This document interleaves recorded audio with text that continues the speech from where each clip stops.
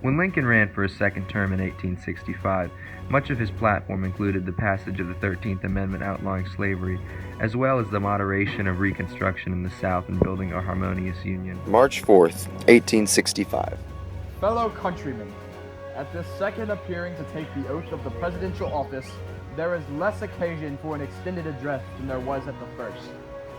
Then, a statement somewhat in detail of a course to be pursued seemed fitting and proper. Now, at the expiration of 4 years, during which public declarations have been constantly called forth on every point and phase of the great contest which still absorbs the attention and engrosses the energies of the nation, little that is new could be presented. The progress of our arms, upon which all else chiefly depends, is as well known to the public as to myself. And it is, I trust, reasonably satisfactory and encouraging to all. With high hope for the future, no prediction in regard to it is ventured. On the occasion corresponding to this 4 years ago, all thoughts were anxiously directed to an impending civil war. All dreaded it, all sought to avert it. While the inaugural address was being delivered from this place, devoted altogether to saving the Union without war, insurgent agents were in the city seeking to destroy it without war, seeking to dissolve the Union and divide effect by negotiation. Both parties deprecated war, but one of them would make war rather than let the nation survive, and the other would accept war rather than let it perish, and the war came. 1/8 of the whole population were colored slaves, not distributed generally over the Union, but localized in the southern part of it. These slaves constituted a peculiar and powerful interest. All knew that this interest was somehow the cause of the war. To strike. That sucks. Yeah, for real. It's trash. Your country's going straight to the ground. He's in charge. Wow. Boo! Get out of here! You suck! With malice toward none, with charity for all, with firmness in the right as God gives us to see the right, let us strive on to finish the work we are in, to bind up the nation's wounds, to care for him who shall have borne the battle, and for his widow and his orphan, to do all which may achieve and cherish a just and lasting peace among ourselves and with all nations. Thank you. God. What was that, like an hour? I was thinking like 4, maybe. Meanwhile, at John Wilkes Booth's humble abode, We gotta take this guy out. Alright, so I need you to help me escape. I need you to get me in the theater. I need you to kill Vice President Johnson. Booth, I'm telling you, it's a risky business we're getting into. You gotta do it. This guy's a bad man. Hey, you got any tents? Go fish. meanwhile with Lincoln and his darling Mary Todd. Mary Todd, as you know, I won the re-election last night, but I have received lots of mail from Southerners, infested with brutal and vulgar menace. And I've received many letters from my friends warning me of an assassination plot. No.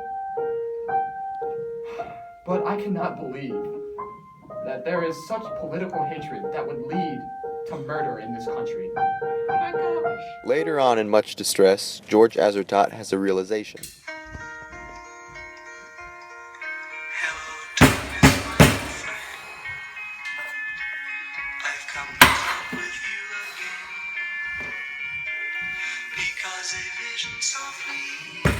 Can't do this. Can't go through with the assassination. It's too much. I just can't do it.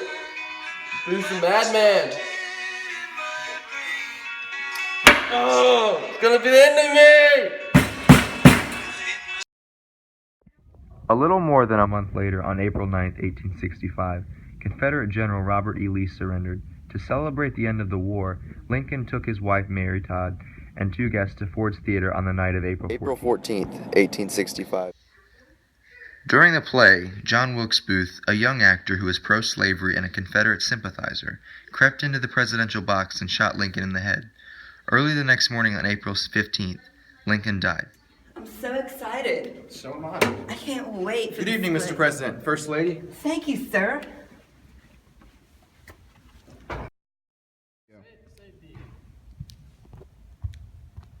Hamlet, it is me, your father. I have been murdered by King Claudius. Not King Claudius. I will avenge your death.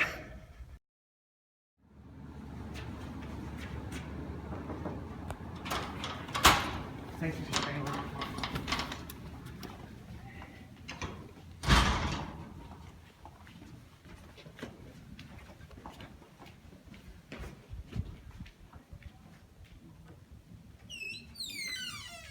Hamlet, I have come for you.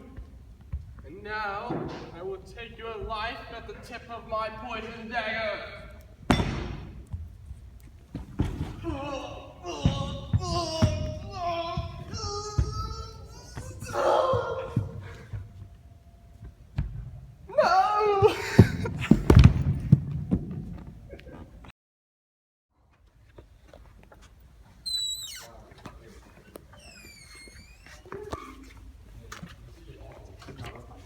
Well, I mean, we did pay for it, so we have to. Someone get him! Someone get him!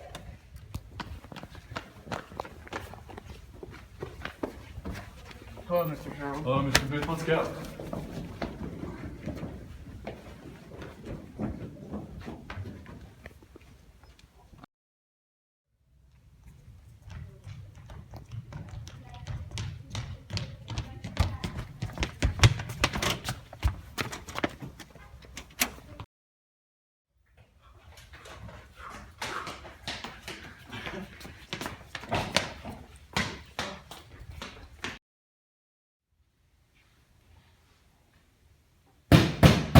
Booth, we've got you cornered! Come out!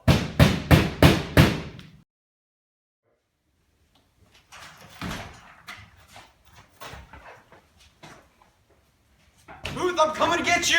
You'll never get me alive!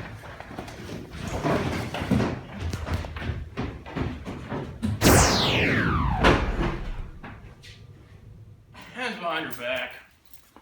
Yeah. Alright, get walking. Hours later, John Wilkes Booth died from his injuries.